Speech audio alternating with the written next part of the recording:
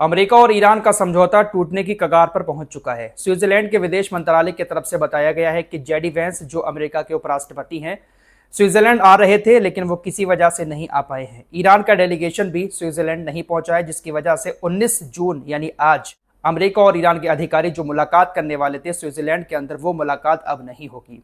Israel के हमले Lebanon पर अभी भी जारी हैं। रात से इजराइल की सेना ने लेबनान के ऊपर जो हमले शुरू किए, उन हमलों में अब तक 24 लोग मारे जा चुके हैं। पिछले रिपोर्ट में मैंने आंकड़ा बताया था, वो 16 का आंकड़ा था, लेकिन अब आंकड़ा 24 तक पहुंच गया है, क्योंकि इजराइल की सेना ने दिन में भी लेबनान के ऊपर हमले जारी रखे हैं। इजरायली सैनिकों पर जवाबी हमला करते हुए हिजबुल्लाह ने भी बटालियन कमांडर समेत 4 इजरायली सैनिकों को मार दिया है। लेबनान के बॉर्डर के अंदर घुसकर जब इजराइल की सेना ने लेबनान के ऊपर हमला किया, तो जवाबी कार्रवाई करते हुए हिजबुल्लाह ने भी इजराइल के कई सारे ठिकानों को एंटी टैंक मिसाइलों से निशाना बनाया। यह बात मैं आप लोगों को पहले भी बता चुका हूं कि इजराइल की सेना न सिर्फ लड़ाकू विमानों के जरिए लेबनान के ऊपर हमले कर रही है, बल्कि टैंकों को लेकर भी लेबनान के बॉर्डर से तकरीबन 10 किलोमीटर अंदर इजराइल की सेना मौजूद है और लेबनान के उस इलाके पर कब्जा करके उसको बफर जोन बनाने की कोशिश इजराइल की सेना कर रही है। इजराइल के सैनिक जो टैंक लेकर लेबनान के बॉर्डर के अंदर घुसे हैं, उन्हीं टैंकों पर हिजबुल्लाह एंटी टैंक मिसाइल दागता है, जिसमें इजरायली सैनिकों की मौत होती है। इससे पहले भी इजरायली सैनिकों के टैंक पर हिजबुल्लाह ने हमले करके बहुत सारे सैनिकों को मारा है। रात से अब तक लेबनान के बॉर्डर पर जो हमले हुए हैं, उसमें 24 लेबनान के लोग मारे गए हैं और 4 इजरायली सैनिक मारे गए हैं। इजराइल की सेना हिजबुल्लाह के ऊपर आरोप लगा रही है कि पहले हमले हिजबुल्लाह की तरफ से किए गए। पिछले 48 घंटे का इजराइल की तरफ से पूरा आंकड़ा जारी किया गया है, जबकि हिजबुल्लाह कह रहा है कि हम हमले नहीं कर रहे हैं, समझौता होने के बाद हमने अपने हमले बंद कर दिए, लेकिन ज़ायोनी शासन हमारे ऊपर लगातार हमले कर रहा है, जिसके जवाब में हमने इनके ऊपर हमला किया और इनके 4 सैनिकों को मार दिया। इजराइल ने कहा कि जब 17 और 18 जून को अमेरिका ईरान के बीच समझौता हो रहा था, सीजफायर हो रहा था, उसी दौरान 48 घंटे के अंदर अंदर हिजबुल्लाह ने हमारे ऊपर 25 अलग अलग जगहों पर अलग अलग तरह के हमले किए। 63 रॉकेट हमारे ऊपर दागे, 1 मिसाइल से हमला किया, 7 विस्फोटक यूएवी हमले किए, 2 एलईडी हमले किए, 5 लोगों के साथ आतंकवादी घुसपैठ की एक कोशिश भी की। इजराइल ने कहा कि कुल मिलाकर 48 घंटे में हिजबुल्लाह ने हमारे ऊपर 72 हमले किए, जिसके जवाब में हमने हिजबुल्लाह के ठिकानों को तबाह किया। लेकिन हकीकत यह है कि हिजबुल्लाह के नाम पर इजराइल की सेना लेबनान के ऊपर जो हमले करती है, उसमें हिजबुल्लाह के लड़ाके नहीं मारे जाते हैं, बल्कि आम लोग मारे जाते हैं। अमेरिका के राष्ट्रपति डोनाल्ड ट्रंप, अमेरिका के उपराष्ट्रपति जेडी वेंस इस बात को कबूल कर चुके हैं कि इजराइल जो हमले करता है, जरूरी नहीं है कि उन बिल्डिंगों में हिजबुल्लाह के लोग हों, वहां पर आम लोगों की भी मौत होती है। कल डोनाल्ड ट्रंप ने सीज फायर के समझौते पर सिग्नेचर किए। समझौते में जो पहली शर्त थी, वो 1 दिन के अंदर ही इजराइल ने तोड़ दी। अभी तक नेतन्याहू ने जो हमले किए, उन हमलों पर डोनाल्ड ट्रंप की तरफ से कोई पोस्ट नहीं आया है। हालांकि एक्सियोस, जो अमेरिका का एक बड़ा अखबार है, उसने डोनाल्ड ट्रंप के हवाले से खबर दी है कि डोनाल्ड ट्रंप ने एक्सियोस को बताया कि नेतन्याहू के साथ मेरे रिश्ते बहुत अच्छे हैं, लेकिन हमें उन्हें थोड़ा समझदार बनाए रखना होगा। अगर मैंने दखल ना दिया होता तो इजराइल बर्बाद हो गया होता। मैं इजराइल को लेबनान पर हमला करने से रोक पाऊंगा, क्योंकि वो मेरी इज्जत करते हैं और मेरी बात मानते हैं। इस तरह का दावा एक्सियोस ने किया है कि डोनाल्ड ट्रंप ने एक्सियोस को ऐसा बोला। हालांकि अभी तक कोई पोस्ट डोनाल्ड ट्रंप की तरफ से नहीं आया है, ना निंदा की गई है और ना ही नेतन्याहू को चेतावनी दी गई है। इजराइल डिफेंस फोर्सेस ने रात में हमले किए थे लेबनान के ऊपर, और दिन में भी हमले लगातार जारी हैं, और हमले आगे भी इजराइल करता रहेगा, क्योंकि इजराइल को यह हजम नहीं हो रहा है। आपकी स्क्रीन पर यह जो शख्स दिखाई दे रहा है, इसको तो आप अच्छे से जानते होंगे। इस जंग के दौरान इसकी हरकतें आपने अच्छे से देखी होंगी। बेन गबीर, इजराइल का कट्टरपंथी नेता, इसके गठबंधन से नेतन्याहू की सरकार चल रही है। यानी कह सकते हैं कि इसके भी कुछ नेता जो हैं, वो नेतन्याहू की कुर्सी का एक पाया है। अगर ये अपना समर्थन वापस ले लेता है तो नेतन्याहू की सरकार धड़ाम से गिर जाएगी। इसीलिए नेतन्याहू इसकी बात मानता रहता है। इसने कहा कि चाहे कोई कुछ भी कर ले, लेकिन हम अपने हमले लेबनान के ऊपर बंद नहीं करेंगे। हम इस तरह के हमले करेंगे कि पूरा लेबनान जल जाएगा, हम पूरे लेबनान को जला देंगे। हमारे सैनिकों की मौत के बाद हमारे सैनिकों की माओं की आंखों से जो आंसू निकले हैं, एक मां की आंखों से आंसू निकलने के बदले में लेबनान की हजारों माओं की आंखों से आंसू निकलेंगे।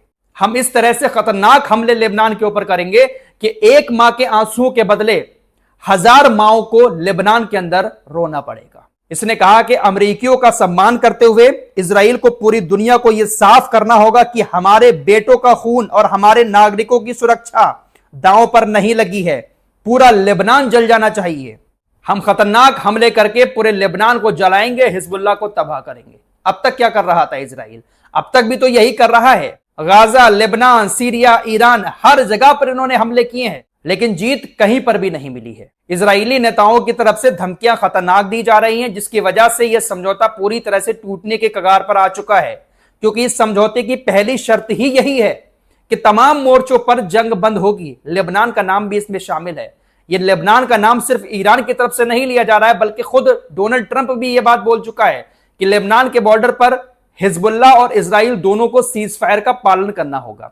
समझौते का हिस्सा है, लेकिन इजराइल कह रहा है, नेतन्याहू लगातार यह बात कह रहा है कि हम इस समझौते का हिस्सा नहीं है, हम इसको नहीं मानते हैं। सिग्नेचर होने के बाद भी कैसे टिक पाएगा यह समझौता?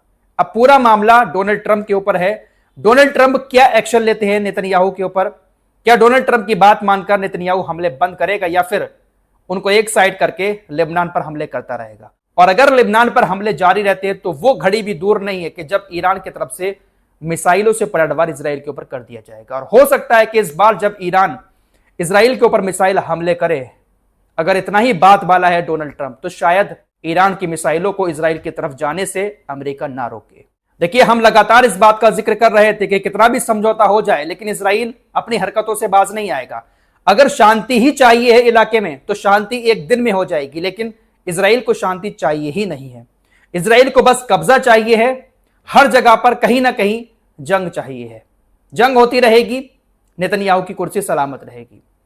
विपक्षी नेता यायर लैपिड, इसका भी स्टेटमेंट आया। इसने कहा कि हमारे नेता जिस तरह की हरकतें कर रहे हैं, हम विदेशी समर्थन खो रहे हैं। तुरंत इस सरकार को खत्म कर देना चाहिए, क्योंकि नेतन्याहू विदेशियों का समर्थन लगातार खोते जा रहे हैं। वाकई में अगर इस तरह की हरकतें जारी रहती हैं तो हो सकता है कि अमेरिका भी इजराइल से अपने संबंध खत्म कर दे। फिलहाल अभी भी हालात अच्छे नहीं हैं। इजराइल हालात अच्छे नहीं होने दे रहा है। ईरानी मीडिया रिपोर्ट कर रहा है कि ईरान का डेलीगेशन स्विट्जरलैंड भी नहीं गया। साथ ही साथ जो 60 दिन का टाइम था बातचीत का, उस बातचीत को पूरी तरह से ईरान ने कैंसिल कर दिया है। अभी फिलहाल ईरान अमेरिका के अधिकारियों से किसी तरह की कोई भी बातचीत नहीं करेगा। कुछ खबरें तो ऐसी भी आ रही हैं, हालांकि पूरी तरह से कंफर्म नहीं है, कि कल स्टेट ऑफ हॉर्मुज तो ईरान ने खोल दिया था। बहुत सारे जहाज स्टेट ऑफ हॉर्मुज से आराम से गुजरे, लेकिन आज कुछ जहाजों को ईरान ने रोका है, स्टेट ऑफ हॉर्मुज में गुजरने से रोका है। हो सकता है कि इजराइल के हमले के बाद ईरान की तरफ से यह फैसला लिया गया हो। फिलहाल हालात अच्छे नहीं हैं। हो सकता है कि फिर से एक बार मिडिल ईस्ट में जंग शुरू हो जाए, क्योंकि इजराइल इन सब की वजह है।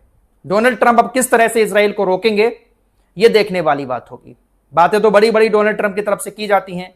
बीबी कहते हैं नेतन्याहू को। देखते हैं कि बीबी को किस तरह से डोनाल्ड ट्रंप मना पाते हैं। फिलहाल ईरान पूरी तरह से तैयार है। ईरान ने तुरंत समझौता रोक दिया है। ईरान की पहली शर्त यही है कि समझौते पर बातचीत आगे तब होगी जब पहली शर्त लेबनान के बॉर्डर पर पूरी होगी। अच्छा, कुछ लोगों के कमेंट मैंने वीडियो पर देखे कि भाई लेबनान की बात तो समझौते में ईरान कर रहा है, गाजा की बात क्यों नहीं कर रहा है? देखिए, गाजा में वैसे ही सीज फायर है। गाजा में परमानेंट वाला सीज फायर लागू है, वहां पर हमले नहीं हो रहे हैं।